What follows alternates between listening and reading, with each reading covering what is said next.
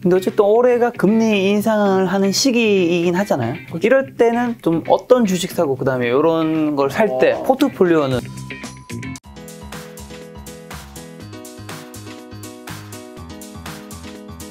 자, 그럼 부동산에서 사실 좀 주식으로 좀 돌아와서 환율 이쪽 편에 또 박사님께서 굉장히 관심도 많고 이걸 이용해서 달러 투자랑 한국 주식 하면서 돈을 버신 걸로 아는데 지금 어제였나요? 오늘이었나요? 1200달러를 돌파했어요. 1200원. 1200원, 1200원. 1200달러면 큰 돈입니다, 여러분. 1200원을 돌파했죠. 그럼요. 네. 굉장히 크게 돌파한 거잖아. 음료수 마시다가 실수할 뻔했어요. 그러시면 안 돼. 원달러 환율이 1200원 돌파. 달러에 대한 원화 환율이 1200원 돌파한 건 물론 지난해 10월에 한번 있었긴 했는데 장중이었고요. 종가 기준으로 1200원 돌파했습니다. 그래서 돌파했다는 건 우리 주식시장 입장에서는 대단히 안 좋은 일입니다. 그렇죠. 왜 그러냐면 환율이 상승했다라는 거에 결과는 한 1년 있다 나오는데 그러니까 지금 올라간 환율로 우리 수출 기업들 경쟁력도 개선되고 했으니까 매출이 늘어나서 좋아져. 이거는 환율 오른 다음에 일이고 한참 뒤에 일이고 왜냐면 그 환율에 적응이 시간이 필요하니까요. 근데 당장은 환율이 올라간다는 게 뭘 뜻하냐면 외국인 입장에서 한국 시장에서 빠져나갔다는 뜻이니까 좋은 뉴스는 아니죠. 그럼 한국에서 왜 빠져나갔냐? 두 가지 아니겠어요, 그죠? 첫 번째는 아니 지금 우리나라에 투자를 하려고 딱 봤더니 싸진 않아. 우리 아까 했잖아. 앞 시간에 했었던 그렇죠. 것처럼 PBR 한 1배 밑에서 사고 싶은데 좀 비싼데? 이러고 있는 거죠 지금. 그렇죠. 일단 글로벌 투자자들 입장에서 뭐 좋은 나라인데 싼 거 같진 않아. 이런 기분을 좀 느끼며 고민하고 있는 것 같고 두 번째가 안타까운 이야기지만 수출로 먹고 사는 나라인데 이 수출로 먹고 사는 나라는 모멘텀이 되게 중요한데 이 모멘텀은 결국 선진국 수요잖아. 근데 선진국 중앙은행이 금리를 인상하며 브레이크를 걸어. 그래서 이게 금리도 인상하고 해서 이제 시장 이자율도 올라가고 집값도 좀 꺾이고 경기의 과열을 좀 바로잡고 인플레이션을 억제하겠어라고 이야기하는 순간 그럼 너네 수요가 괜찮아? 라는 질문을 우리가 많이 받는다는 거죠. 그러니까 이 둘이 최근에 같이 겹친 거 아닌가. 그래서 지난해부터 보면 외국인이 계속 팔았던 건 비싸서라는 게 맞고 두 번째 요새 좀 환율 올라간 건 역시 이런 불확실성, 금리 인상에 따른 이런 여러 가지 불확실성 문제들을 조금 피해보자. 그리고 세 번째는 그냥 짧게 이야기하자면 올해 수급이 안 좋아요. 여기까지. 환율은 그러면 좀 안정을 찾을까요? 아니면 당분간? 당분간은 조금 불안할 것 같아요. 왜 불안하냐? 이제 이 환율의 이 불안 이런 걸 안정을 시켜주고 시장을 시원하게 개선시켜주는 어떤 그런 것들은 작년 실적 이런 건 아니고 1분기 실적 이런 또는 2월에 있는 이사회 결의에서 배당을 시원하게 준다든가 주청 시즌에서 뭔가 주주 보상을 크게 하겠다. 이런 게 나오면 분명 저는 반전이 있다고 봐요. 왜냐하면 작년 이익이 워낙 좋으니까 아마 우리나라의 초우량 기업들은 그런 주주들을 위한 보상을 해줄 것 같긴 한데 아직 좀 남았잖아. 설 지나야 되잖아. 그렇죠. 그래서 주총은 3, 4월 그리고 이사회 의결 그 배당이라든가 이런 중요 의사 안건들 안건 올리는 거는 대부분 2, 3월에 나오니까 그런 것들이 앞으로 조금 보셔야 되는 거고 지금은 일단 당장 올해 IPO 그 신규 상장 공모 들어오는 기업들이 작년보다 올해가 더 큰 기업들이 들어오니까 물론 우리가 보면 아는 소카도 들어온대. 그리고 또 여기서는 아침에 우리 마켓컬리 잊었어? 그리고 또 LG죠. 부터 시작해서 엄청 많더라고요. 그래서 들어올 때 기본이 몇십 조짜리들인 것 같던데 그런 기업들 들어올 때 제가 항상 오늘 우리 그 김 작가 TV 와서 몇 번을 했기 때문에 수급이 안 좋아요. 그 IPO가 막 하면서 뭉칫돈이 걸로 딱 들어갈 때는 시장 진짜 그때는 아무리 좋은 시장도 좀 쉰다. 그렇죠. 거의 내 주식을 팔아야지 그걸 살 수 있을 테니까. 여유 현금으로 살 수 있는 분들이 많겠지만 일단 상당수 투자자들 특히 그 코스피 200 특례 편입이라는 게 있잖아요. 그래서 시가총액 되게 큰 회사가 들어오면 그냥 정기 변경이 아니고 수시로도 바로 코스피 200에서 변경하고 그러면 코스피 200 내에서 예를 들어서 이거 비유해요. 우리 업종이 8개 회사가 있는데 이 업종에 시가총액 10위 안에 들어가는 거대한 회사가 하나 들어와. 그러면 그 업종 내에 있던 한 회사가 빠질 가능성이 높지 다른 업종을 뺄 가능성은 잘 없잖아요. 업종 배분도 해야 되니까. 그러면 예를 들어서 이 회사가 들어온다. 아주 큰 회사가 들어온다 그러면 그 업종 내에서 누가 코스피 200에서 빠지지 하면서 두들겨 맞는 회사가 나오잖아요. 그러니까 이런 여러 가지 문제들이 있어서 일단 수급이 워낙 안 좋아요, 지금. 그래서 단 뭐 경기만 놓고 보면 그렇게 나쁜 경기는 아닌데 수급도 안 좋고 미국 금리 인상한다 그러니까 또 밸류에이션 레벨에서도 어정쩡하고 이런 게 조금 시장을 어렵게 만든 요인이지. 아까 뭐 지난 시간에 이야기했습니다만 좀 빠져서 시장이 뭐 예를 들어서 지난해 저점 뭐 2,800 이걸 갔다 또 깨졌다. 환율이 또 1,230원 넘어서 50원, 30원이 되게 중요한 저항선인데 50원 갔다 그러면 저는 아유 감사합니다 그러면서 달러도 팔아서 이럴 때 제가 또 저가 매수하려고 그랬습니다. 이렇게 할 것 같아요. 아직은 일단 어정쩡한 레벨이라 조금 눈치 보고 있습니다. 근데 어쨌든 올해가 금리 인상을 하는 시기이긴 하잖아요. 그렇죠. 이럴 때는 좀 어떤 주식 사고 그다음에 이런 걸 살 때 포트폴리오는 좀 어떤... 가치주. 그러니까 제가 BBIG 좋아하잖아요. 제가 네. 아까도 맨날 BBIG 이야기하고 있잖아요. 네. 그래서 배터리, 인터넷, 게임, 뭐 바이오, 뭐 반도체 이런 회사들 제가 되게 좋아하는데 이 좋아하는 회사들만이 한국의 사실 주식은 아니거든요. 그렇죠. 그 반대편에 있는 기업들 주식들이 대표적인 게 저는 은행이랑 포스코라고 생각하거든요. 그러니까 은행과 포스코를 추천한다는 뜻이 아니라 이런 스타일의 기업들은 사실 그렇게 못 올랐어요. 못 오르고 아직도 되게 싸거든요. 근데 올해 인플레 난다라고 그러잖아요. 그래서 금리 인상한다 그러잖아요. 그렇죠. 그러면 이 회사들이 나쁜 회사들이 없거든요. 뭐 포스코만 해도 당장 여유 현금이 얼마인데 이자 낼 일 없는 회사고 은행들은 이자 수입 늘어날 거고 근데 주가는 비리비리하니까 네.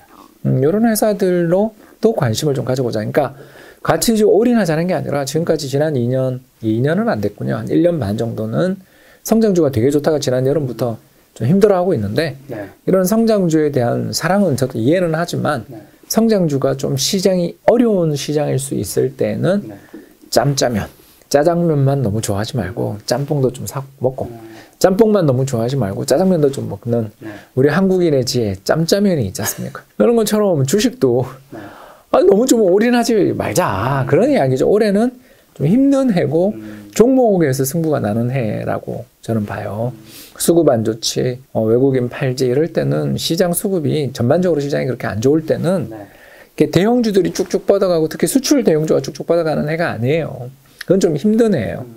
오히려 하반기 되면 차라리 한번 뭐 제가 그때 돼서 또 콜을 드리겠지만 일단 지금은 조금 모멘텀이 언제까지 그러니까 아까 이야기했던 그 4월에 실적 나올 때가 1분기 실적 나올 때까지는 조금 그렇게 이게 별로 안 보이는 해인데 여기서 뭔가를 승부를 강하게 보려고 하기는 조금 부담스러운 면이 있는 거죠.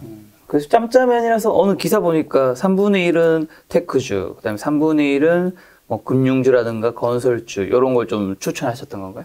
추천을 맨날 하고 다녀서 여기서 꼭 먼저 했어야 되는데 다른 데도 했습니다. 예. 지금 박사님 주변에는 또 부자분들도 꽤 있으시잖아요. 엄청 많죠. 부자분들은 좀 어떤 자산을 사요? 요새 제일 많이 사시는 게 역시 그 강남에 네, 아파트 사시는 분들이 확실히 있고요. 네. 또요? 또 하나는 꼬마 빌딩 사신 분도 주변에 계시고요. 그리고 또 하나는 해외 부동산을 사더라고요. 요즘에 점차 해외 부동산 관심 가지는 부자분들이 왜 그러냐면 세금 문제가 너무 그러니까 지금은 괜찮은데 자신들이 현역이고 내가 좀 여유가 있을 때는 뭐 종부세든 뭐 이런 게 별로 부담이 안 돼요. 금융종합과세가 부담이 그렇게 안 되는데 점점 이 세금이 올라간다라고 생각된다면 투자 이민을 가는 게 포트폴리오 측면에서도 이게 나쁜 선택이 아니지 않냐라는 이야기를 저한테 이제는 하시는 분들이 그러니까 제가 이야기하는 부자들 그러니까 투자 이민 하려면 기본 100만 불 이상이 필요하잖아요. 140만 불 캐나다 달러는 140만 불 정도 필요한데 이 돈은 우리 원화로 환산해서 12, 13억 이상이잖아요. 그 돈이 장기잖아요. 아시는 것처럼. 그 채권을 이자 안 주는 그런 저금리 채권을 사든가 아니면 사업체를 보통 이제 부동산을 사는데 그런 식으로 투자를 하려면 이게 처음에 수익이 잘 안 나고 비용도 많이 드는데도 해외 투자를 고민하시는 분들이 나오는 거 보면 우리나라에 찐 부자도 많이 늘었구나. 그리고 두 번째 장기적으로 볼 때 부동산도 포트폴리오를 좀 하고 싶어 하시는구나. 그러니까 우리나라 강남의 뭐 핵심 지역 부동산, 용산의 핵심 지역 부동산이 과천의 핵심 지역 부동산 가격이 사실 이제 글로벌 레벨이잖아요, 가격이. 그러니까 몇백만 불이잖아. 사실 그렇잖아요, 우리. 그죠? 그래서 몇백만 불짜리 아파트나 주택들이 우리나라에도 질비한 환경이 되니까 해외 나가서 몇백만 불짜리 찾으면 저택이 나오잖아요. 그런 경우도 종종 있고 또는 뭐 예를 들어서 센트럴 파크가 보이는 아파트 라는 것들에 대한 꿈도 꿀 수 있는 거니까 예, 그런 것들에 대한 그 포트폴리오 다변화에 대한 고민들을 많이들 하시는 것 같아요. 기존의 부자분들은 좀 코인도 사세요? 안 하는 분이 없는 것 같은데. 안 하는 분이 예, 없어요. 조금이라도 하려고 애를 쓰. 그래서 부자가 된 거죠, 이분들은.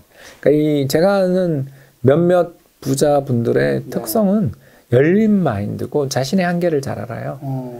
그래서 되게 공부를 열심히 해서 부동산이면 부동산, 반도체면 반도체, 또는 그 부품 장비 소부장.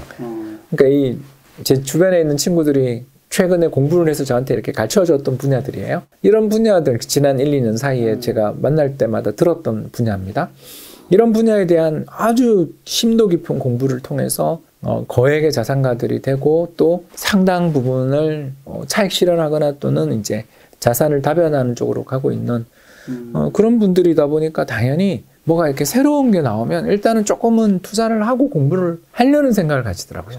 이게 핵심인 것 같아요. 그래서 투자를 해야 공부를 한다라는 걸 잘 아셔서 조금씩은 다 하고 계시는 것 같아요. 아니 저는 방금 말씀해 주신 그 부자분들의 열린 마인드 공감이 가는 게 최근에 그 구글 유튜브에서 구독자가 좀 많은 분들을 대상으로 이벤트를 선물을 줬는데 그게 뭐냐면 NFT를 보내준 거예요.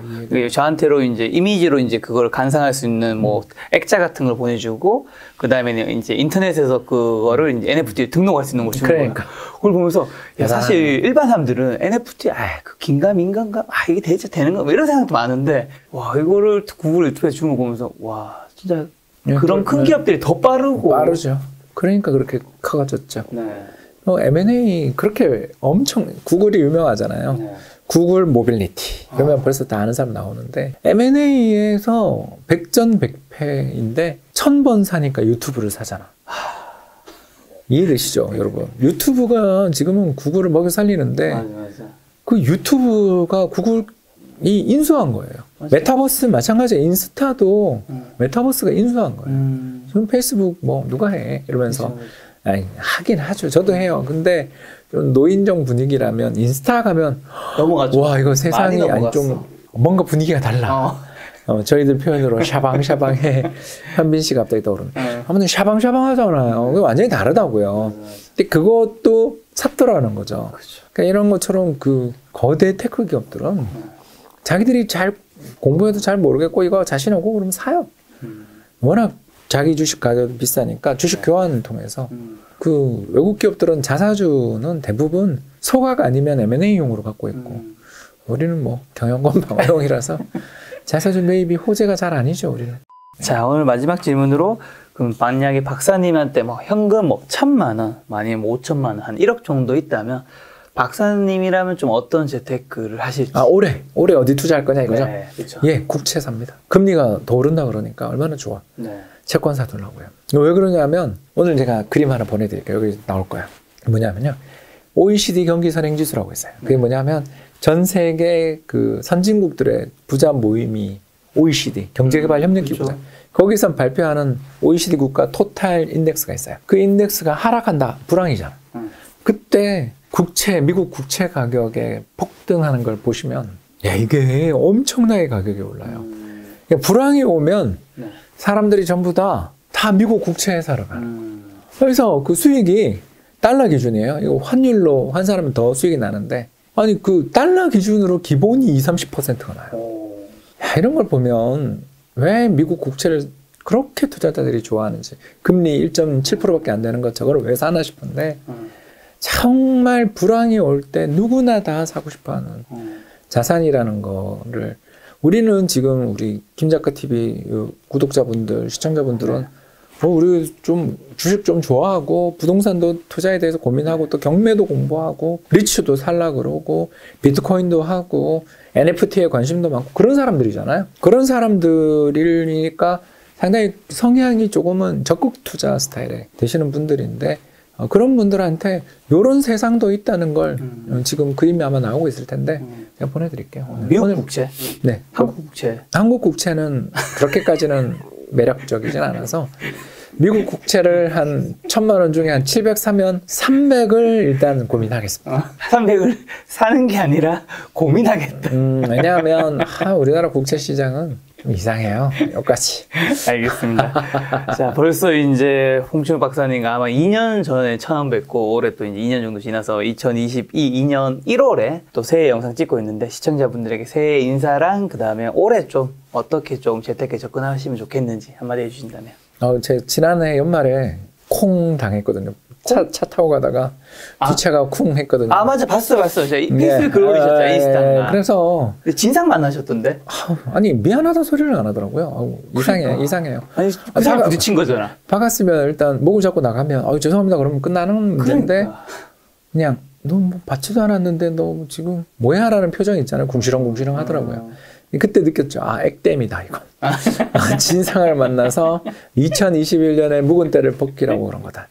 그래서 저는 약간 몸으로 액땜을 했는데 우리 오늘 구독자분들은 그런 거 하나도 없이 행복한 2022년 되기를 기원하겠습니다. 알겠습니다. 박사님 말씀대로 모든 분들의 계좌가 따뜻한 2022년이 되었으면 좋겠고요. 오늘 만날 손님은 홍춘욱 박사님이었습니다. 지금까지 여러분 소중한 시간 함께 해주셔서 정말 감사합니다. 오늘도 김 작가였습니다. 고생 많으셨습니다. 감사합니다.